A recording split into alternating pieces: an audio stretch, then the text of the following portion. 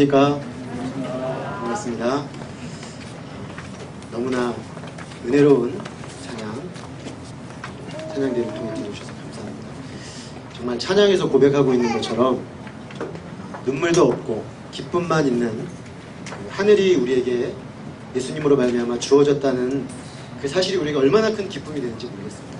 그리고 이 예배의 자리가 바로 그 기쁨을 맛보는 은혜의 자리인 줄로 믿습니다. 우리 함께 그런 소망을 담아 서로 바라보면서 인사할까요? 우리 그 하늘의 기쁨을 지금 여기서 함께 맛봅시다. 이렇게 인사하면 좋겠습니다. 우리 하늘의 기쁨을 지금 여기서 맛봅시다.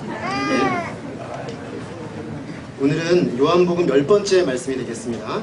새 사람이 되는 길이라는 제목으로 말씀드리겠습니다. 잠깐 기도하겠습니다. 하나님 아버지, 우리가 이 땅을 살면서 이런저런 인생의 무거운 짐을 지고 또 이 세상의 삶을 살다 보니 죄와 또 죽음의 권세 아래 때로 눈물 흘리며 슬픔이 가득한 세상 속에 살 수밖에 없는 것을 또한 고백합니다. 주님, 그러나 더 이상 슬픔이 없고 또 근심이 없고 기쁨만 가득한 하늘이 예수 그리스도로 말미암아 오늘 내 심령으로 밀고 들어와서 예수님이 다스리시는 하나님 나라의 그 기쁨과 그 영광과 그 감격이 오늘 우리 이 예배의 자리에 임하게 하시는 우리 주님 생각할 때 감사합니다. 주님, 때로 우리의 삶의 이런저런 조건은 감사할 이유가 없음에도 불구하고 이 예수님 때문에 기뻐하고 이 예수님 때문에 감격할 수 있는 것이 오늘 우리의 놀라운 특권이요 은혜인 줄로 고백합니다. 하나님, 이 시간에 귀한 당신의 말씀으로 우리의 심령을 만지시며 다시금 주의 은혜로 새롭게 되는 복된 자리이기를 소망하며 우리 나왔습니다. 이 시간 말씀으로 성령으로 임재하시고 한 분 한 분 친히 인격적으로 말씀하여 주옵시기를 기도합니다. 종은 예수 그리스도 이름으로 기도했습니다. 아멘.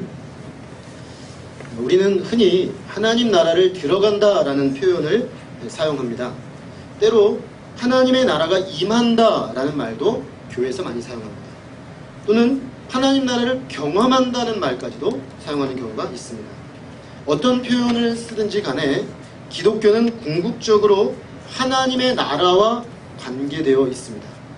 그것을 마태복음에서는 하늘나라, 천국이라고 했고, 오늘 요한복음의 같은 본문에서는 하나님 나라로 썼다가 뒷부분에 가면 영생, 또 더 뒤쪽으로 가면 구원이라는 표현으로 치환해서 쓰고 있습니다.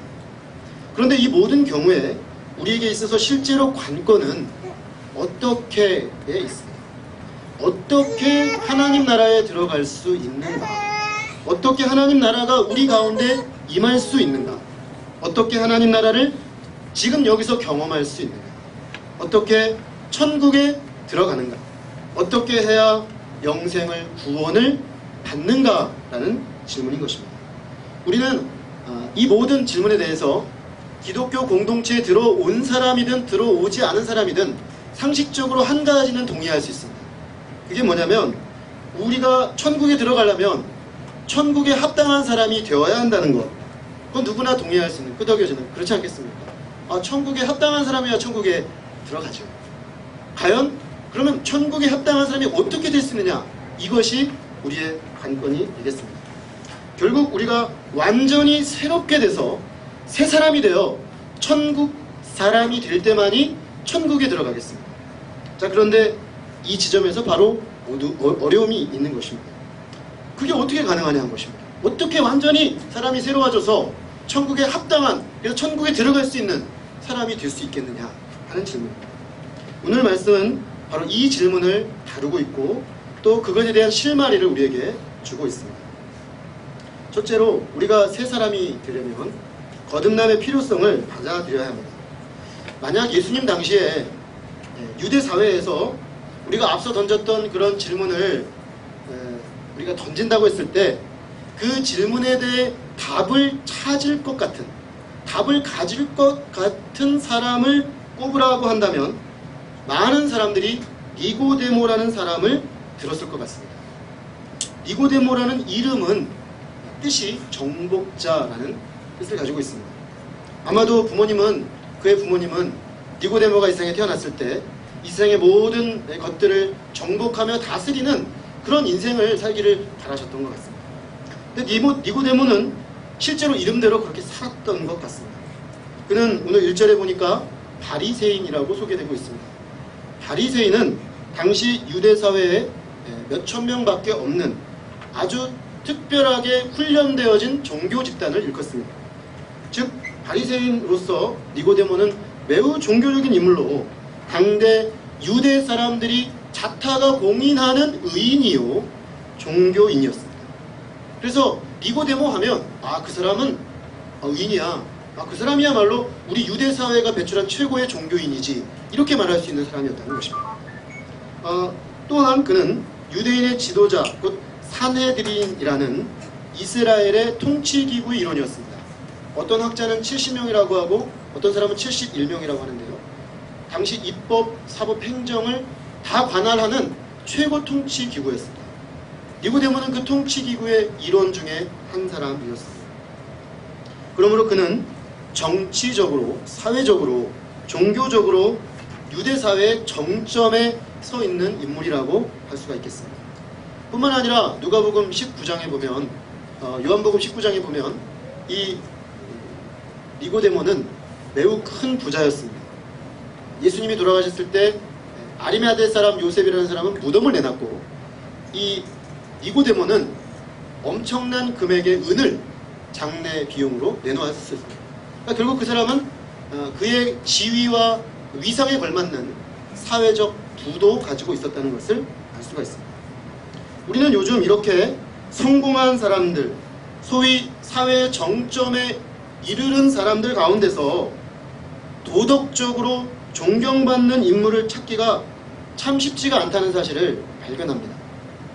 어떤 분야에 굉장한 전문성을 가지고 정상 부분까지 올라가서 가장 우리나라의 최고 통치권자의 반열에 들어갈 수 있는 사람이다라고 뽑아놓았는데, 실제로 그 사람의 삶의 어떤 도덕적인 부분이라든가 삶의 궤적들을 이렇게 딱 뒤집어 봤을 때 좀 이건 아니지 않는가? 라는 질문이 나오는 사람들이 계속해서 나오는 통에 많은 사람들이 당황해하고 있습니다. 그래서 우리나라 속담에 탈탈 털어 먼지 안 나는 사람 없다, 이런 표현이 요즘 깊이 와닿습니다. 탈탈 털지 말아야 되겠다, 이런 생각이 좀 듭니다. 왜냐면 너무 탈탈 털면 아무도 살아남을 사람이 없습니다. 그러니까 정점에 올라가느라고 어떤 부분에서는 도덕적, 윤리적 부분을 타협하며 가버렸기 때문에 생겨난 문제라고 할 수가 있습니다. 그런데 니고데모는 그렇지 않았습니다. 니고데모는 10절 말씀에 보면 그는 이스라엘의 선생 곧 랍비였습니다. 당시 이스라엘의 랍비는 단순히 지식을 가진 사람이 아니라 그 지역의 가장 덕망이 높은 사람을 랍비로 일컬었습니다. 그러므로 니고데모는 도덕적, 윤리적으로도 어느 정도 수준에 이르렀던 매우 탁월한 인물이었습니다. 이쯤 되면 이 사람이 우리가 질문한 것에 대한 답을 가지고 있을 것이다 라는 확신이 듭니다. 그는 이 모든 영역에서 정점에 이르러서 정말로 사람이 정말로 새롭게 되는 길이 그에게는 뭔가 있을 것 같습니다. 그런데 참으로 이상합니다. 우리가 기대감을 가지고 바라봐야 될 이 니고데모라는 사람이 밤중에 예수님을 찾아가서는 이렇게 묻습니다. 랍비여, 우리가 당신은 하나님께로부터 오신 선생인 줄 아나이다. 하나님이 함께 하시지 않으면 당신이 행하시는 이 표적을 아무도 할 수 없겠습니다. 니고데모가 밤중에 예수님을 찾아갔습니다. 밤중에 찾아갔다는 것은 뭔가 떳떳하지가 않았다는 의미가 담겨 있습니다. 아마도 니고데모는 오늘날 우리로 치면 정치, 사회, 종교, 경제, 도덕적으로 인생의 절정에 선 인물입니다. 성취란 성취는 다 하고 가장 절정에 선 인물로 유대사회 누구나 우러러보는 그런 사람이었습니다. 그런데 예수님은 인간적으로 봤을 때 이제 막 30대 초반에 각 저쪽 변방지역에서 몇몇 사람을 데리고 이제 종교 지도자로 부상하고 있는 풋내기 전도자에 불과했던 것이죠. 그런데 니고데모가 그런 예수님에게 가서 무언가를 묻는다는 것 자체가 뭔가 좀 위신이 서지가 않는 것입니다. 그래서 그는 아마도 밤중에 그러나 뭔가 자기 안에 굉장히 예수님이 첫 번째로 행하셨던 그 표적 소식을 들으면서 물이 포도주로 바뀌었다는 그 소식을 들으면서 어쩌면 이 신출내기 전도자가 내가 궁금해하고 있는, 내가 그토록 모든 것을 이루었다고 생각했지만 사실은 가지고 있지 못한 그 무엇에 대한 답을 줄 수도 있겠구나 라는 기대감을 가지고 그는 예수님을 찾아갔던 것 같습니다. 니고데모는 이 세상의 모든, 특별히 유대사의 모든 사람들에게 답을 주어야 될 그런 위치에 있는 나이와 또 지위와 경륜을 가진 사람입니다. 그런데 그는 지금 자신의 인생을 가만히 보니까 뭔가 결정적인 부분에서 한계에 부딪혀 있었습니다. 그걸 그는 느끼고 있었습니다. 아, 이거는 아닌 것 같은데, 내가 지금껏 이렇게 모든 것을 이루고 다 어느 부분에 성취해 왔는데 그 사람 마음 밑바닥에서는 자꾸만 이것이 다인가? 이것이 다라면 안 되는데, 이건 아닌데 라는 그런 질문들이 자꾸만 그 사람 밑바닥에서 끌어올라 왔습니다. 그걸 느끼지만 그 자신도 정확히 그게 뭔지 알지 못하던 차에 예수님께 대한 소문을 듣게 되었습니다. 그는 예수님이 행하신 그 표적을 듣고 비록 밤중이지만 예수님을 찾아갑니다. 니고데모라는 인물은 매우 겸손한 진리의 구도자였습니다. 왜냐하면 비록 그가 사회적인 어떤 체면 때문에 밤중에 찾아가긴 했지만 그는 기꺼이 예수님께 가서 자신의 문제를 드러내기를 주저하지 않았기 때문에, 그리고 참된 진리와 하늘에 관한 하나님의 진리들을 알고 싶은 열망을 가지고 기꺼이 그는 예수님께 물었습니다. 하지만 참 훌륭하긴 한데 이런 니고데모의 모습은 우리를 당황케 하는 측면이 좀 있습니다. 왜냐하면 니고데모는 이 땅을 살아가는 모든 사람들이 원하는, 얻기를 원하는 그것을 이룬 사람 아니겠습니까? 그런데 바로 정확히 이 땅에서 얻을 수 있는 최대치의 성취를 한 이 니고데모가 왜 뭐가 부족해서 밤중에 예수님을 찾아가느냐 하는 것입니다. 이해가 안 되죠? 그 중에 하나만이라도 좀 얻고 싶은데, 우리는 그 중에 하나만이라도 좀 내가 열심히 달려서 내가 그 나이쯤 돼서 이루고 싶은 것들인데 도대체 그는 뭐가 부족해서 예수님을 찾아갔느냐 하는 것입니다. 그런데 사실 이 땅에서 얻을 수 있는 최대의 성취를 이룬 니고데모, 바로 정확히 이것이 니고데모의 한계입니다. 그는 이 땅의 최대치로도 채워지지 않는 어떤 것, 땅에 있는 모든 것을 끌어모아 그 모든 것을 자기가 소유했다 할지라도 결국에는 하늘로부터 오는 그 무엇과는 연관되어져 있지 않기 때문에 결정적으로 하늘과 연관되어서는 그는 할 말이 없는 사람이었습니다. 예수님께서는 이런 그에게 아주 단도직입적으로 이 사람에게 말씀해 주십니다. 진실로 진실로 내게 이르노니 사람이 거듭나지 않으면 하나님의 나라를 볼 수 없느니라. 이 예수님의 말씀은 진단과 처방이 동시적으로 주어진 말씀입니다. 예수님이 니고데모의 인생에 현재 직면한 문제를 하나님 나라를 보지 못한 것이라고 진단한 것입니다. 니고데모 씨, 당신은 지금 하나님 나라에 관해서 나에게 묻고 있다. 당신이 이 땅에서 모든 것을 다 소유하고 다 얻고 있지만, 심지어 종교적으로도 가장 정점에 있지만 당신이 얻은 그것은 결국 땅의 것이었군요. 당신은 하나님 나라와 관련된 그 무엇에서 결여되어 있습니다. 그런데 그 하나님 나라를 얻기 원한다면 당신은 거듭나셔야 됩니다 라고 예수님은 말씀하신 것입니다. 니고데모는 우리가 이 말씀을 다시 한번 생각해 보면 하나님 나라, 하늘, 구원, 영생, 이것을 맛보기 위해서는 거듭나야 한다는 것입니다. 우리는 지금 예수님께서 이 말씀을 다른 사람이 아니라 니고데모에게 하고 있다는 것을 주목할 필요가 있습니다. 왜냐하면 니고데모가 거듭나야 한다면 사실 이 땅에 있는 어떤 사람도 거듭나지 않으면 안 된다는 말이기 때문입니다. 그렇지 않습니까? 땅에 있는 최대치를 다 가진 그 사람도 거듭나지 않으면 하나님의 나라와 관련된 것을 얻을 수 없다면 이 땅에서 우리가 쌓아 올린 것들이 그의 분량만큼 되지 않는 우리 입장에서는 왜 하필 니고데모가 요한복음의 3장에 불리어졌는가를 우리는 짐작할 수가 있습니다. 사실 니고데모는 당대 유대교가 이룰 수 있는 가장 정점에 이른 인물입니다. 유대 종교를 통해 이룰 수 있는 종교적 성취의 최대치인데 예수님 말씀하시기를 빵점이라고 하신 것입니다. 유대교가 엄청난 종교성을 가지고 있고 엄청난 종교적인 노력을 하고 있지만 하늘의 관점에서 봤을 때는 전혀 완전히 새로워지지 않으면 조금 살짝 껍데기만 바꾸거나 조금 바꾸는 흉내만 내거나 그것이 아니라 완전히 새로워지지 않으면 당대 유대교는 소망이 없던 것이죠. 사실 첫 번째 표적이 그걸 드러내줍니다. 정결예식, 물이죠, 물.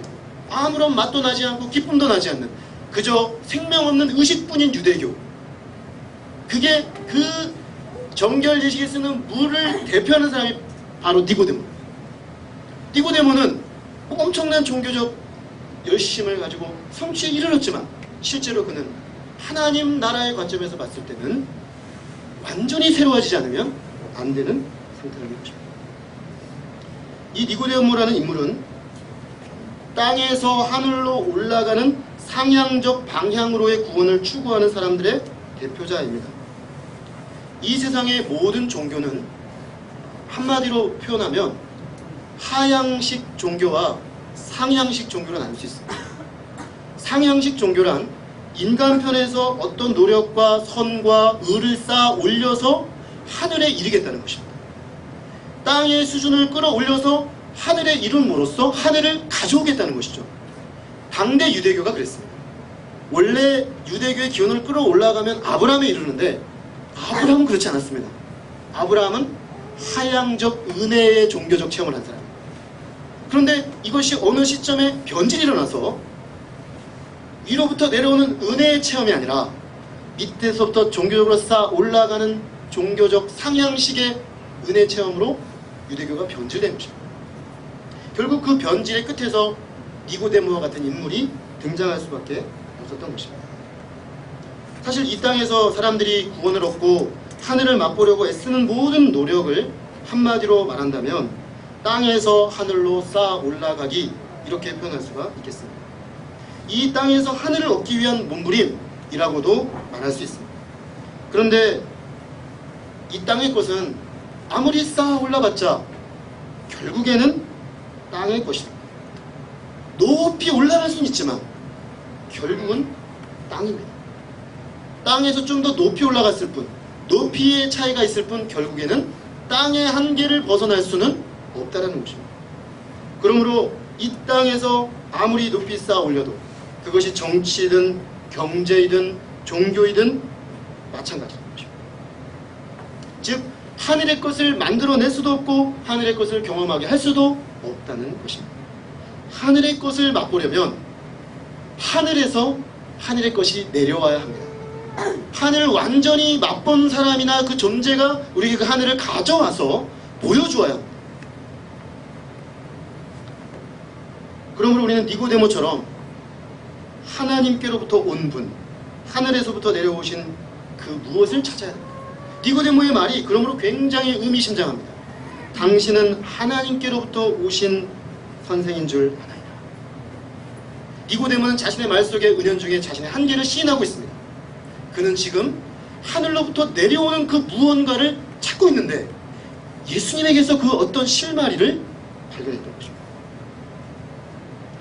그리고 그 하늘로부터 오는 그 무엇을 얻는 유일한 방법은 예수님에 의하면 거듭남으로만 얻을 수 있다는 것입니다. 자, 그러면 거듭남이 무엇입니까? 우리는 통상 거듭난다라는 말을 굉장히 많이 사용합니다. 이 원어는 예수님이 굉장히 최초로 사용해서 보편화시킨 언어인데 요즘에는 통상적으로 많이 씁니다. 제가 불교에서 쓰는 걸 봤습니다. 대한불교 조계종 거듭남의 길, 그런 제가 글을 써놓은 걸 봤어요. 그러니까 거듭남이라는 용어가 굉장히 보편화되어 것이죠. 제가 근데 보편화된 거듭남의 의미가 뭔가를 한번 의미적으로 분석을 해보니까 이런 의미입니다. 우리의 결심과 의지로 새로운 삶을 시작하는 것, 예전에 한 그 TV 오락 프로그램에서 그래 결심했어, 그거하고 비슷한 거예요. 그래 결심했어, 내가 이제는 이런 삶을 살 거야 라고 생각하고 이전의 내 삶과는 다른 삶을 내 의지와 노력으로 만들어 가야지. 이것을 우리는 거듭남으로 사용하는 것입니다. 그런데 예수님께서 말씀하신 것은 결과적으로는 그런 요소가 없지는 않은데 1차적 의미에서 봤을 때는 그 의미와 사실은 정반대적 의미입니다. 왜냐하면 이 거듭난다는 단어는 헬라어로 아노텐이라는 단어인데 이 단어는 위에서부터 난다라는 말입니다. 영어에는 이걸 그냥 born again이라고 번역해 놨지만 원래 의미는 위에서부터 태어난다라는 뜻입니다. 이 땅에서의 인간의 결심과 의지로 스스로를 변화시켜 새 사람이 되려고 노력하는 것이 아니라 위로부터, 하나님께로부터 새롭게 되는 것입니다. 즉 하나님께로부터 태어나는 영적 탄생, 새로운 존재로 하나님이 탄생시키는 것. 거듭남이 없다면, 이 위로부터 태어나는 영적인 태어남이 없다면 우리는 하늘을 맛볼 수도 없고 하늘을 경험할 수도 없고 새로운 존재가 될 수도 없다는 것입니다. 즉 하늘에 맞는 존재로 완전히 새로워져야 한다는 것입니다. 근데 그것은 위에서 하나님께서 하시는 일이라는 것입니다. 기독교가 무엇이냐라고 질문을 한다면 저는 새 사람이 되는 것에 관한 것입니다 라고 대답하고 싶습니다. 기독교는 새 사람을 만들기 위하여 하나님께서 우리에게 주신 것입니다. 여기서 새 사람이란 다르게 표현하면 하늘의 향기가 나는 사람, 하늘의 맛을 내는 사람이라고 바꿔 말할 수 있겠습니다. 하나님이 부르셔서 새 사람 만든 사람들은 하늘로부터 났기 때문에 이상하게 그 사람과 곁에 가면 이 세상에서는 없는 하늘 향기가 납니다. 이 세상에서는 맛볼 수 없는 어떤 인격의 맛이 납니다. 신기한 일이죠. 내가 보지 못한 종류의 새로운 종류의 사람을 만나게 되는 것입니다. 진정한 기독교인이란 그런 것입니다. 니고데모는 매우 종교적인 사람이었지만 자신에게 그것이 결여되어 있다는 것을 알았습니다. 왜냐하면 결국 그가 모든 노력을 통해 만들어낸 것들은 이 땅의 냄새밖에 낼 수 없었던 것이죠. 아무리 종교적인 노력을 해도 결국 그것은 이 땅의 냄새밖에는 하늘의 냄새가 안 나는 것입니다. 하늘의 향기가 자신에게 나지 않는 것입니다. 왜냐하면 자신은 하늘을 소유한 적이 없기 때문이죠. 니고데모는 적어도 정직했습니다. 자기의 추구의 끝에서 그 한계에 정직하게 직면했습니다. 사실 저는 이것이 소망의 시작이라고 봅니다. 진짜 새 사람이 되기 위해서는 그저 이 땅에 있는 것을 몇 가지 바꾸는 그런 것이 아니라 하늘에 속한 것으로 완전히 내가 새로워져야 한다는 사실을 받아들여야 하는 것입니다. 거듭나야 한다는 그 필요를 받아들이는 사람만이 진정한 새로움으로 나아갈 수가 있습니다. 오늘 우리는 이 땅에 교회의 많은 개인들과 뭉뚱그려서 교회 공동체를 놓고 봤을 때 우리 교회 내부에서도 그렇고 외부에서도 그렇고 거듭남의 필요성을 강하게 요청받고 있습니다. 저는 최근에 1년에 일어나는 한국에 일어나는 사건들, 세월호 사건, 또 고위 공직자들을 뽑아내는 과정에서 교회와 관련된 이야기들, 교회의 문맥에서 나오는 그 이야기들 속에서 저는 이것이 옳으냐 저것이 옳으냐는 일단 차치해 놓고라도 그 밑바닥에서 하나님이 우리에게 강력하게 던지고 계신 질문이 있다고 느껴집니다.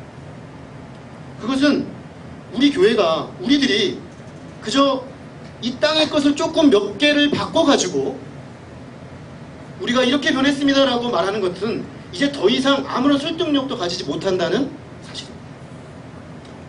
하나님은 우리가 근본적으로 완전히 새로워져야 한다고 말씀하십니다. 위로부터 나는 하나님의 온전한 새롭게 하심이 없이는 우리 개인과 이 땅의 교회 공동체는 이 세상에 소망을 줄 수가 없는 상태가 되어 있다는 자각인 것입니다. 땅의 것은 결국 거기서 거깁니다. 하늘로부터 내려오는 능력으로 근본적으로 새롭게 되어야 합니다. 그렇게 해서 완전히 하나님의 능력으로 새롭게 되는 것입니다. 그렇게 새롭게 된 사람들의 신앙생활은 다릅니다. 그렇게 하나님으로부터 새롭게 된 사람들의 정치는 다를 거라고 봅니다. 그렇게 새롭게 된 사람들의 경제활동은 뭔가 다를 것입니다. 그렇게 새롭게 된 사람들의 인간관계는 달라집니다. 그렇게 새롭게 된 사람들의 가정생활은 달라지는 것이죠. 그렇게 새롭게 된 사람들의 언어생활도 바뀌는 것입니다. 그렇게 새롭게 된 사람들의 직장생활은 그 치열한 생존터인 직장에서조차도 뭔가 다른 하늘의 향기를 내는 직장생활이 나오게 되는 것입니다.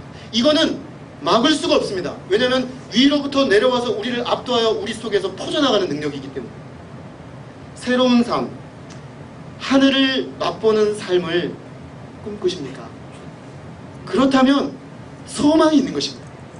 정말 그저 그런 거기서 그긴 이 땅에서 그 무엇이 아니라 온전히 위로부터 새롭게 되는 그런 하늘 맛을 보기를 원하신다.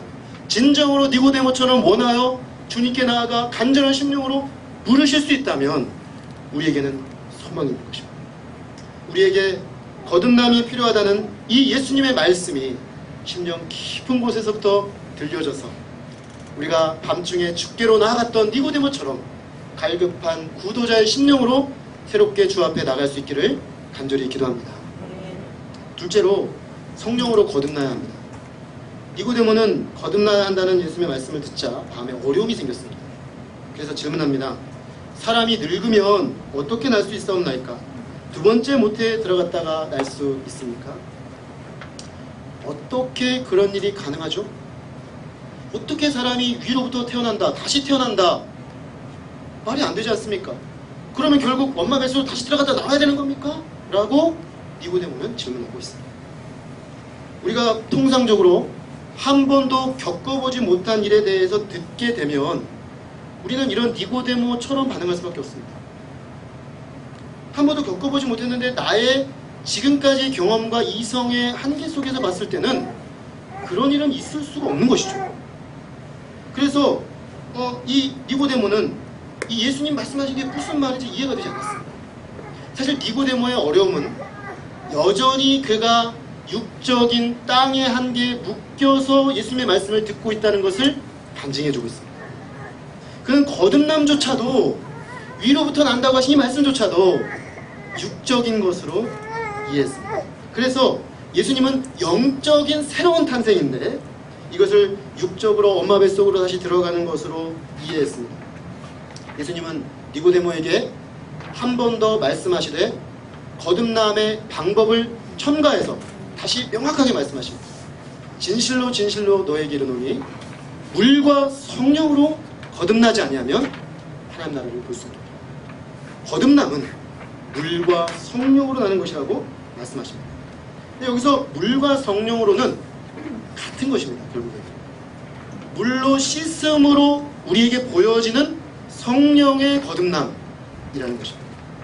이 땅에서 아무리 위대한 성취를 하고 심지어 도덕적 종교적으로 대단한 성취를 한다고 해도 그것이 하나님께로의 거듭남의 조건이 되지는 못합니다. 그 이유는 성경은 우리의 죄의 문제 때문이라고 말합니다. 죄는 인간이 하나님을 마음에 두기를 싫어하여서 하나님으로부터 떠나는 것입니다. 그래서 죄는 하나님을 거절하게 만들고 하나님과의 장벽을 만들어서 관계성을 파괴시킵니다.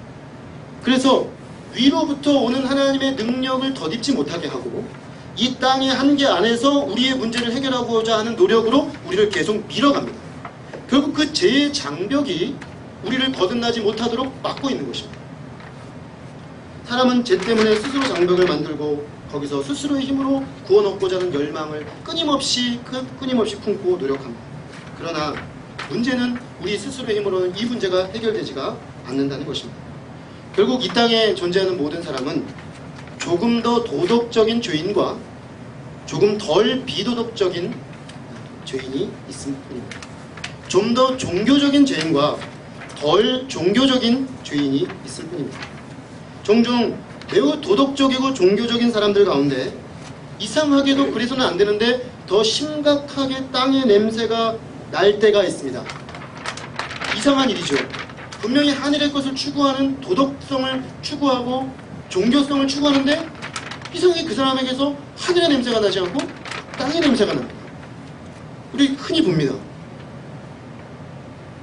왜 그런가 하면 결국에는 그 속에, 그 종교적 노력 속에 결국에는 죄가 같이 게재되어 들어가기 때문에 어쩌면 인간의 부패 중에 가장 냄새나는 부패는 종교적 부패입니다. 그래서 종교가 부패할 때 그 나는 냄새는 맡기가 어려울 정도로 심각한 부패 냄새를 풍깁니다. 근본적으로 하나님으로부터 새롭게 태어나지 않는 이 땅에서 어떤 노력도 하나님의 향기와 냄새를 내게 하지를 못합니다. 그러므로 우리는 이 죄의 문제를 해결하는 것, 죄를 씻는 것으로만이 거듭날 수가 있습니다. 그런데 우리가 죄를 씻고 거듭나기 위해서 두 가지 문제가 생깁니다. 첫째는 어떻게 그러면 우리가 죄를 씻을 수 있겠는가 하는 것입니다.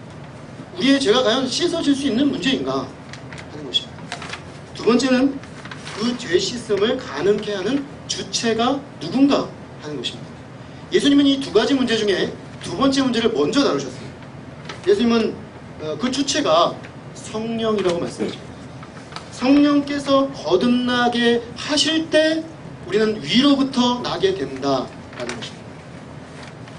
그런데 이 성령으로 거듭난다는 말이 아직 육의 상태에 머물러 있는 사람의 입장에서는 이해할 수가 없습니다.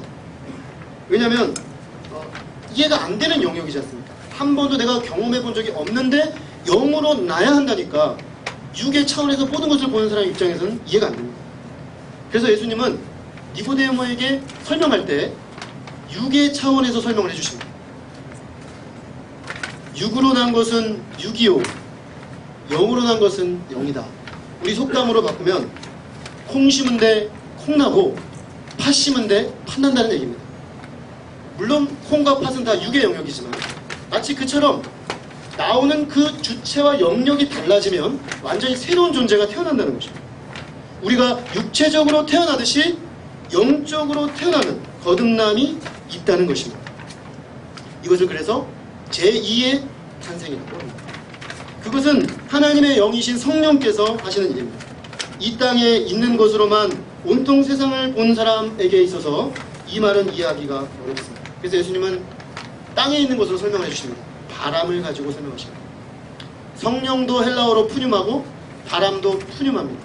동음, 이음입니다. 예수님이 워드플레이를 쓰시면서 같은 푸뇽하지 않냐? 근데 이건 성령이고 이건 바람인데 알고 보면 비슷해 라고 말씀하시는 것입니다. 이 땅에 있는 바람으로 한번 볼까? 바람이 어디서 불어오는지 어디로 가는지 알지 못하지만 바람은 반드시 흔적을 남기지 않는가? 그러하듯이 성령이 어디서부터 와서 어디로 가는지 우리는 눈으로 볼 수 없고 육으로 만질 수 없지만 성령은 반드시 흔적을 남긴다는 것입니다. 성령의 역사는 반드시 있다는 것입니다. 거듭남은 반드시 일어난다는 것입니다. 그래서 거듭난 그 근원과 과정은 안 볼 수 있는데 결과는 나타납니다. 결과는 사람 안에 보여집니다. 그래서 시간이 지나면 거듭난 사람들은 거듭난 그 열매가 증거들이 그 사람에게서 보여지게 된다는 것입니다. 그런데 물론 이 거듭남의 양상은 사람마다 아주 다양합니다. 예를 들어서 제 기독교 2000년 역사의 아주 대표적인 두 사람을 예를 들어보면 초기 기독교 4세기의 최고 지도자였던 어거스틴이라는 인물이 있습니다. 이 사람은 폭풍같이 몰아치는 성령의 역사의 증인이고요. 20세기 최고의 기독교 변증가라고 하는 C.S. 루이스는 변화가 있었는지 없었는지 거의 알기 어려운 자기만 간신히 알고 지나간 그런 바람의 역사였어요. 그러니까 같은 성령의 역사인데 이 어거스틴 같은 경우는 10대 중반에 탈선을 시작했습니다. 엄마가 그를 신앙으로 키우기를 원했지만 그는 다 벗어던지고 자기가 하고 싶은 대로 살았습니다. 그래서 이미 10대 후반에 어떤 여성이랑 애를 낳았습니다. 그가 30살에 세례를 받을 때 15살짜리 애를 데리고 세례를 받았다니까 상당히 일찍 눈을 뜬 거죠. 결국에는 그런 식으로 십몇 년을 자기 마음 가는 대로 세상의 쾌락과 명예와 모든 것을 추구하며 살았습니다. 그런데 이 사람의 삶이 30살 즈음에 급격한 변화를 겪습니다. 그 계기가 되게 재밌습니다. 이 사람은 당대 로마에 가서 최고의 수사학자가 되기를 원했습니다. 오늘 우리로 치면 최고의 웅변가 아니면 KBS 방송 메인 앵커 뭐 이런 거라고 볼 수 있습니다. 사람들에게 탁월한 말재주로 사람들을 설득하는 그 능력을 그는 키우길 원했습니다. 근데 어느 날 암브로스라는 주교가 너무나 말을 잘한다는 겁니다. 사실 설교인데요. 근데 그 사람 설교를 듣고 있으면 안 들으려고 내가 안 받아들이려고 작정을 하고 갔다가도 암브로스의 설교를 들으면 사람들이 나중에 고개가 다 끄덕거리고 받아들이게 된다는 거죠. 우와, 이건 내가 생각한 최고의 수사학이다. 그래서 어거스틴이 그 설교를 들어갑니다. 처음에는 그는 분석을 하며 들었습니다. 그의 수사학 기법, 이 암브로스의 수사학 기법을 보니까 탁월해요. 그래서 수사학 기법을 분석하면서 듣다 보니까 나중에는 내용이 들리기 시작한 겁니다. 내용이 들리기 시작하면서 이 어거스틴의 마음에 갈등이 일어나기 시작합니다. 자기가 10대 때 떠나왔던 하나님의 그 부르심의 요청이 자기 영혼 가운데 일어나기 시작합니다. 그는 하나님께로 넘어갈 수도 없고 그 자리에 머물 수도 없는 갇혀버린 상태가 되었습니다. 어느 날 너무 고통하며 뜰에 앉아있는데 애들이 놀이를 하면서 노래를 부르고 있었습니다. 톨레레게 톨레레게, 제가 음은 모르겠습니다. 집어들어 읽어라, 집어들어 읽어라. 사실 그때 어거스틴은 성경을 열심히 읽고 있는 상황이었습니다. 그는 즉시 돌아가서 자기가 읽던 성경 다음 부분을 읽게 되었습니다. 그때 하나님께서는 그 로마서 그가 읽었던 13장 말씀을 통해서 이제는 낮에와 같이 단정하게 행하고 더 이상 방탕하게 살지 말라는 그 주님의 말씀 앞에 그의 심령 중심부가 강력하게 움직여졌습니다. 그래서 그는 그 자리에서 완전히 새로운 사람으로 거듭나게 되었습니다. 그리고 그는 1세기부터 4세기 모든 기독교 사상을 그 안에 정리해서 다음 1000년의 세대에 물려주는 사상적 작업을 하고 자기 인생을 마쳤습니다. 이런 거대한 폭풍같이 마치 휘몰아치듯이 몰아치는 성령의 역사가 종종 어떤 사람에게 일어납니다. 그래서 막 저 사람 지금 막 들려가지고 막 날아다니는 거예요. 그래서 옆에서 봐도 하나님이 상당히 심하게 지금 건드리시는 것 같다. 그런 사람이 있습니다. 그건 강력한 어떤 눈에 보이는 성령의 역사죠. 근데 어떤 사람은 다른 사람들은 전혀 눈치채지도 못하고요. 때로는 자기도 내가 지금 거듭나고 있는 건지 아닌지 헷갈립니다. 이 C.S. 루이스라는 사람은 굉장한 지성인이었습니다. 30살에 이미 옥스퍼드 대학 영문학 교수를 할 정도로 굉장히 따져 묻기를 좋아하는, 그래서 본래 굉장히 기독교적 배경에 성장했지만 역시 10대 때 그는 이성적 논리적으로 하나님을 떠났습니다. 그가 하나님께 돌아오기는 참 어려운 상황이었습니다. 근데 신기하게도 그가 친구를 잘 사귀었습니다. 친구가 누구냐면 반지의 제왕을 지은 톨킨이라는 사람이 그의 친구였습니다. 이 친구들하고 문학작품 모임, 글쓰기 모임을 하다가 기독교적 진리에 대해 다시 한번 생각하게 되는 계기가 일어났습니다. 그리고 C.S. 루이스는 거듭났는데요. 버스를 타고 가다가 어느 순간 그가 자신의 모든 그 지적인 질문들이 하나님 말씀 앞에 내려지고 하나님 앞으로 터닝하는 계기가 일어났습니다. 아무도 모르죠. 그냥 버스 타고 가다가 그냥 그는 뭐 강력한 것도 아니고 그냥 그날 거듭나서 집으로 갔습니다. 그러니까 누가 어떻게 눈에 가시적으로 보이지 않는 그런 모습으로 거듭났는데, 놀랍게도 C.S. 루이스는 그 이후에 기독교 진리를 누구보다도 불신, 믿지 않는 사람들에게 탁월하게 증거하는 증거자가 됐습니다. 거듭난 교회죠. 우리는 갑작스럽고 드라마틱한 변화가 있을 수도 있고 신학으로 변화가 있는지 없는지 알 수도 없는 그런 변화도 있겠지만, 분명한 것은 위로부터 나는 성령의 거듭나게 하는 역사는 지금도 일어난다는 것입니다. 니고데모가 어떻게 일어날 수 있냐? 성령으로 그 역사하는 하나님의 역사로 일어난다고 말씀하고 계십니다. 그래서 성령께서 우리를 위로부터 거듭나게 하시면 하나님 안에서 새로운 존재로 다시 살아나게 한다는 것입니다. 이 성령의 바람이 우리 가운데 불어오사 우리는 할 수 없는 거듭남의 역사를 친히 이루고 계신 줄로 믿습니다. 또 그렇게 이루어 가시기를 기도합니다. 셋째로 예수님을 믿어야 합니다. 그런데 위로부터 다시 태어난 성령으로 죄를 씻고 다시 시작하는 역사, 하나님 안에서 새로운 존재가 되는 것, 이것은 니고데모에게는 여전히 이해하기 어려웠던 문제였던 것 같습니다. 그래서 니고데모는 이 말을 듣고 다시 묻습니다. 어찌 그러한 일이 있을 수 있습니까? 약간 짜증이 묻어갑니다. 이해가 안 되는 겁니다. 바람으로 설명하시는데 그것도 이해가 안 되는 겁니다. 어떻게 그런 일이 있을 수 있는지 잘 모르겠습니다 라고 말합니다. 니고데모는 자기가 경험해보지 못한 것, 인간의 이성과 이 땅의 논리와 합리로 풀리지 않는 것은 있을 수 없다라는 논리적 전제를 가지고 있었습니다. 오늘날 우리는 이런 사람들을 많이 봅니다. 니고데모는 굉장히 20세기, 21세기적 인물입니다.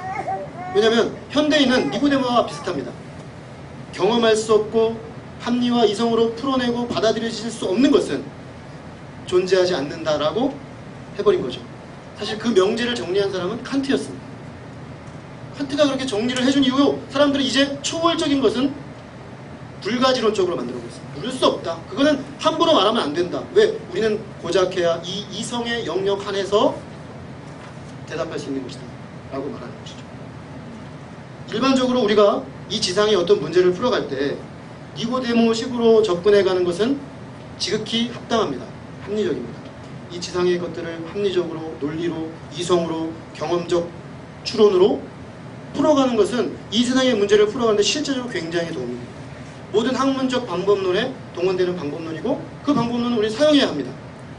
그런데 이것으로 다 풀리지 않는 문제도 있습니다.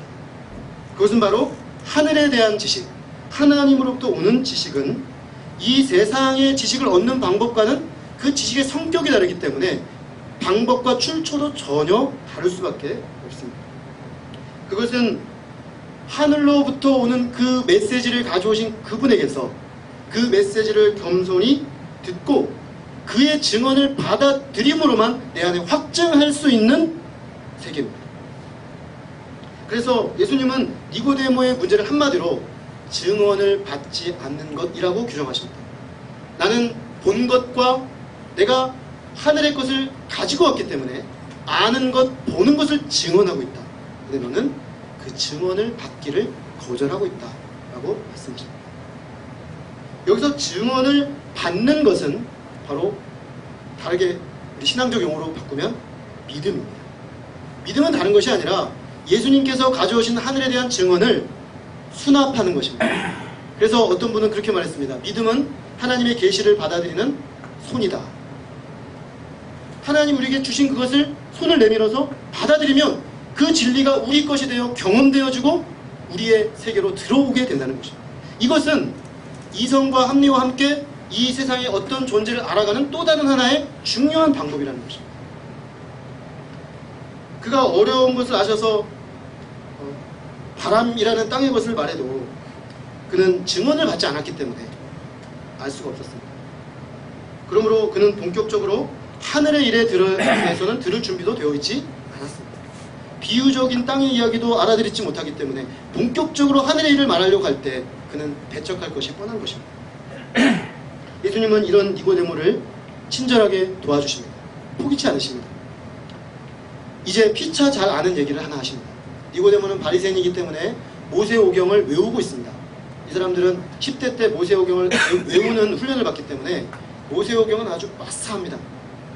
이런 니고데모에게 모세오경의 민수기에 나오는 이야기를 하십니다. 우리 피차 잘 아는 얘기를 하자 하시는 것입니다. 모세가 광야를 갈 때 어느 날 이스라엘 백성이 큰 죄를 지고 불뱀에 물려 죽게 되었습니다. 그런데 하나님께서 기도하는 모세에게 이상한 처방을 내려주셨습니다. 그것은 장대 놋으로 뱀을 만들어서 높이 들라고 하셨습니다. 그리고 이 놋뱀을 보는 자마다 살리라 라고 하셨습니다. 합리적으로 볼 때 지금 내 발에 뱀이 물려서 독이 퍼져가고 있는데 누가 그 쓸데없이 놋뱀을 바라보겠습니까? 이 장면을 그려놓은 유명한 화가의 그림이 있습니다. 그 그림에 보면 대부분의 사람들이 이 독을 뽑기 위해서 노력하는 모습들로 나타납니다. 어떤 인도주의자는 자기도 지금 퍼져가고 있는데 자기보다는 옆에 있는 사람 피를 뽑기 위해서 막 애를 쓰고 있습니다. 어떤 사람은 여기를 찢어가지고 독을 빼려고 하고 있습니다. 어떤 사람은 당황해서 막 이러고 있습니다. 다들 여기 땅에서 뭔가 이 문제를 해결해야 한다는 다급함을 가지고 있습니다. 그러나 우리는 민수기에서 하나님이 내리신 처방, 곧 하늘로부터 내려온 처방을 믿음으로 받아들여서 이해가 되지 않지만 하나님의 처방인 줄로 믿고 바라본 사람들은 나았다는 기록을 접합니다. 예수님은 이 말씀을 하시면서 나도 그 노뱀처럼 들리게 될 것이다 라고 말씀하십니다. 그리고 이렇게 높이 들리운 예수 그리스도를 믿는 자는 영생 곧 하나님 나라를 얻게 될 것이라고 하십니다. 이 예수님의 말씀에는 거듭나 새 사람 새로운 존재가 되는 하나님의 지혜가 담겨져 있습니다. 거듭남은 죄 씻음을 전제로 한다고 했습니다. 제가 아까 어떻게 씻을 것이냐의 문제가 남았다고 했는데 바로 여기서 그 문제가 해결됩니다. 하나님께서는 우리가 죄를 씻고 거듭나 새 삶을 살게 하기 위해서 그 아들을 하늘에서 이 땅으로 보내셨습니다. 그리고 아무 죄 없는 그에게 우리의 죄를 대신 담당하게 하시려고 십자가에 못 박아 높이 들어 올리셨습니다. 그리고 바로 이 예수님이 우리의 죄로 죽으셨음을 믿고 받아들이는 자들의 마음에 죄 씻음의 은혜를 주셨습니다. 이것은 하늘에서 이 땅에서 하늘을 향해 올라가는 상향식 노력의 모습이 아니라 하늘로부터 이 땅으로 내려와 다시 우리를 하늘로 데려 올라가는 하강식 은혜의 방식입니다. 이 거듭남의 은혜는 그러므로 믿음으로 얻고 경험하고 누리는 세계입니다. 참으로 놀라운 일입니다. 2000년 전에 전 지금도 생각해도 이게 잘 이해가 되진 않습니다. 2000년 전에 이 땅에 오셨던 하나님의 아들이라는 그 예수 그리스도가 십자가에 우리의 죄를 위해 죽으신 것을 마음으로 믿고 입으로 시인한 사람에게는 그 심령 깊은 곳에서 죄 씻음의 은혜와 의인이 되는 은혜가 주어진다는 것입니다. 그런데 그 믿음으로 받아들인 사람들 안에 실제로 그런 역사가 일어납니다. 이해되진 않아요. 어떻게 2000년에 일어난 그 일이 오늘 우리에게 능력으로 나타나는지 이해되진 않지만 분명히 그것을 받아들인 자에게는 능력으로 나타납니다. 하나님이 그 방식으로 우리를 구원하시고 하나님이 그 방식으로 우리를 하나님 나라를 경험하게 하시기로 결정하셨기 때문입니다. 믿음으로 하나님의 아들 그리스도의 십자가를 바라보는 사람들에게는 하나님의 은혜, 죄사함의 은혜, 거듭남의 은혜가 주어지는 것입니다. 이 모든 과정을 주도하시는 분이 바로 성령님이십니다. 예수님은 오늘 아주 유명한 말씀으로 결론을 내십니다. 하나님이 세상을 이처럼 사랑하사 독생자를 주셨으니 이는 저를 믿는 자마다 멸망치 않고 영생을 얻게 하려 하시니라. 하나님이 우리를 너무나 사랑하셔서 독생자를 내어주셨습니다. 우리가 다만 그의 계시를 믿을 때 주께서는 우리에게 영생, 하늘의 맛, 하나님 나라를 맛보게 하신다는 것입니다. 저는 지금도 이 지극히 단순하게 우리에게 제시되어진 이 복음이 사람을 구원에 이르게 하고 하늘의 맛을 보게 하고 하나님 나라를 경험하게 하는 능력이 있다고 믿습니다. 그래서 사도 바울은 하나님의 복음에는 사람을 구원에 이르게 하는 하나님의 능력이다 라고 고백했습니다. 왜냐하면 그는 그 능력을 믿음으로 경험했기 때문에 그렇게 고백하고 있는 것입니다. 독생자를 주신 하나님의 사랑을 믿음으로 받아들이는 자들의 마음에 영생, 곧 하나님의 나라가 임하게 될 줄로 믿습니다. 성령 안에서 예수님과 함께하는 하늘의 삶이 비로소 시작되는 것입니다. 그리고 그분께서 날마다 새롭게 하시는 새 사람으로 되어 가시는 것입니다. 우리는 결론적으로 한번 질문해 보면 좋겠습니다. 니고데모는 어떻게 되었을까요? 요한복음 3장은 니고데모의 반응이 나오지 않고 끝이 납니다. 과연 그는 새 사람이 되었을까? 과연 그는 거듭났을까? 저는 너무 궁금했습니다. 요한복음 3장을 제대로 한번 공부하고 나서 너무 궁금해서 계속 넘겨갔습니다. 니고데모 어딨나? 7장에 딱 등장했어요. 그리고 19장에 다시 한번 나타났습니다. 놀라운 흥미로운 변화가 나타나는데 7장에 등장한 니고데모는 중도적이고 유보적인 태도를 취합니다. 사람들이 예수님을 핍박하려고 하니까 알아보지도 않고 그렇게 핍박하면 안 되지. 바리새인들 사이에서 그는 그렇게 말하는 인물로 등장합니다. 그는 뭔가 예수님의 말씀을 가지고 이제는 증거를 받아들이기 위하여 고민하는 사람으로 나타납니다. 요한복음 19장에 가면 매우 충격적인 장면이 나옵니다. 예수님의 제자들이 십자가에 못 박히신 예수님을 다 버리고 도망간 상황이었습니다. 제자들조차도 죽으시는 예수님은 감당할 수가 없었습니다. 그러나 니고데모는 이미 예수님과의 그날 밤 만남에서 그분의 들리어 오심에 대해서 들었습니다. 니고데모는 그때 제자로 드러납니다. 그래서 아리마대 사람 요셉이라는 두 사람이 용감하게 자기가 예수 그리스도의 제자임을 드러내고 그 예수님의 장례를 책임집니다. 니고데모는 거듭났습니다. 우리는 이 니고데모를 통해서 조금씩 주님의 말씀의 증거 앞에 변화되어가는 그리하여 거듭나는 한 사람의 변화를 볼 수가 있습니다. 그를 보면 거듭남이란 어떤 한 번의 단회적 사건이기도 하지만 그 단회적 사건이 일어나기 위하여 굉장히 점진적인 꾸준한 내적 변화의 과정이 반드시 있다는 것을 보여주는 것입니다. 아기가 마치 엄마 뱃속에서 10달을 크고 있죠. 근데 우리 눈에는 안 보입니다. 초음파 외에는. 초음파로 봐야 보이지 사실 우리 눈에는 뭔가 배가 불러나오고 있다는 것 외에는 이 아이가 정말로 있는지 아직은 못 본 거잖아요. 마치 그와 같습니다. 얘가 딱 태어나는 순간이 거듭남인데요. 거듭나기까지의 어떤 배부름의 시간들이 있다는 것이죠. 하나님이 그 사람을 성령으로 거듭나게 하기 위하여 일하시는 시간들이 있다는 것입니다. 그래서 마침내 10달이 됐을 때 응애! 하고 태어납니다. 영적으로도 그렇게 태어나는 일이 일어난다는 것입니다. 이렇게 영적으로 태어난 사람들은 달라집니다. 어떻게 달라지냐면 하나님께 가까이 가고 싶어집니다. 말씀을 듣고 싶어집니다.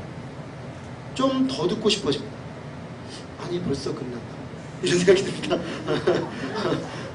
그리고 집에 가서도 오늘 그 얘기가 상당히 나에게 뭔가 자극을 주는군. 그래서 한번 읽고 싶어집니다. 희한합니다. 왜냐하면 영적으로 태어나기 때문에 영적인 맛을 보기 시작하기 때문에 하나님의 영적인 말씀에 흥미가 느껴지는 것이죠. 그래서 마구 읽게 됩니다. 고민하게 됩니다. 그리고 찬양이 좋아집니다. 그냥 우리 찬양은 사실 세상 음악에 비해서 얼마나 비트가 약합니까? 요즘 비트의 얼마나 강한 음악입니까? 초고속으로 심장을 두드리는 청년들이 다 거기에 끌려가는 거 아니겠습니까? 적어도 오빵 강남스타일 이 정도는 나와야 움직이거든요. 사람들 움직일 수 있거든요. 근데 우리 교회 음악은 사실 그런 걸 추구하지 않기 때문에 특히 찬송가는 똑같은 음으로 4절까지 부르지 않습니까? 그래서 음악적 추구를 하는 사람들에게 있어서는 어떻게 보면 별로 매력이 없었습니다. 단음으로 같이 부르고. 근데 신기하게 거듭나는 그 길로 들어가는 사람들은 찬양이 좋아집니다. 찬양이 부르고 싶어집니다. 자꾸만 또 부르고 싶고 또 부르고 싶고 그 가사가 그렇게 마음에 와닿습니다. 그리고요 교회 다니는 사람들이 좋아집니다. 예전에는 교회 다니는 사람들이 왠지 나 사기꾼 같고 가까이 하고 싶지 않고 이렇게 느껴지는데 이게 하나님의 은혜로 거듭나기 시작하면 교회 다니는 사람들하고 그들 안에 있는 어떤 그 세계를 한번 이야기하고 싶어집니다. 왜냐하면 같은 것을 공유하고 있기 때문이죠. 그래서 그들의 부족함과 연약함과 허물에도 불구하고 같이 있고 같이 얘기하고 같이 고민하고 같이 기도하고 같이 밥 먹고 싶어지는 것이죠. 그리고 주님께 용서받고 죄 씻음 받은 사람으로서 다른 사람에 대해 좀 너그러워집니다. 용서하는 사람이 되어가는 것이죠. 예전에는 죄가 죄인지도 몰랐는데 이젠 죄에 대해 예민해집니다. 죄와 싸우게 되고 죄를 회개하게 되고 죄를 이기는 일들이 벌어지게 됩니다. 이것은 아무런 흠이 없는 완전 무결한 존재가 된다는 의미가 결코 아닙니다. 확실한 것은 새 사람이 된 이후에 그 마음에 하늘의 요소가 이미 심겨졌기 때문에 점점 더 하늘의 요소가 커져갈 것이라는 사실입니다. 예수님을 조금씩 더 닮아가고 조금 더 예수님의 향기가 더 나게 됩니다. 거듭남은 그렇게 열매를 남깁니다. 일평생 새 사람이 되어가는 과정으로 진입하는 것이 바로 거듭남의 역사입니다. 결론적으로 새 사람이 되는 일, 이것은 하늘의 일입니다. 성령께서 우리 가운데 하시는 일입니다. 그러나 또한 거듭남의 필요를 인정하고 성령께서 역사하는 자리에 나아가 말씀의 증거를 듣고 믿음으로 반응하는 자들에게 주어지는 선물입니다. 새 사람 되게 하시는 성령의 역사가 우리 가운데 충만하고 믿음으로 반응하여 거듭나는 역사가 충만하게 일어날 수 있기를 간절히 기도합니다. 기도하겠습니다. 하나님 아버지, 오늘 말씀을 통해서 새 사람이 되는 길, 거듭남의 길에 대해서 알려주셔서 감사합니다. 니고데모가 이 땅에서 이룰 수 있는 모든 정점, 이 땅의 성취의 최대치를 가진 인물이었지만 그는 하늘을 결여하고 있었습니다. 하늘에 속한 그 어떤 것이 그에게는 없다는 사실을 깨닫고 어느 날 그는 겸손히 예수 그리스도께로 나아갔습니다. 그리고 그는 예수 그리스도를 통해서 거듭남이 필요하다는 사실과 성령께서 그 일을 하신다는 사실과 우리가 성령으로 예수 그리스도께서 하신 그 증거를 믿음으로 받아들일 때 오늘 우리에게도 거듭남의 역사가 일어난다는 놀라운 진리를 듣고 비록 그가 점진적으로 더디 변화되어 갔으나 궁극적으로는 온전히 주의 은혜로 거듭나서 가장 두려워해야 될 그 순간에 주님의 제자로 자신을 명확하게 드러내는 거듭난 하나님의 사람의 열매를 나타내는 것을 봅니다. 그는 마침내 하늘을 맛보았던 것입니다. 그는 마침내 하나님 나라의 일원이 되었던 것입니다. 그리고 그렇게 그는 하늘의 향기를 내고 하늘의 사람으로 새 사람으로 변화되어가는 그 여정을 시작하게 되었습니다. 아버지 하나님, 오늘 우리에게도 이런 은혜가 있기를 소망합니다. 그런 은혜를 이미 주신 줄로 믿고 감사합니다. 그런 은혜로 우리를 지금 붙드시고 이끄시고 인도해 가시는 것으로 감사합니다. 하나님, 이 시간 우리의 마음을 엽니다.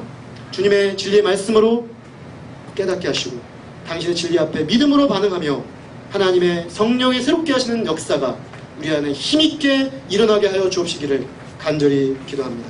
귀한 말씀으로 은혜 주신 주님 감사하며 저는 다만 예수 그리스도 이름으로 기도했습니다. 아멘.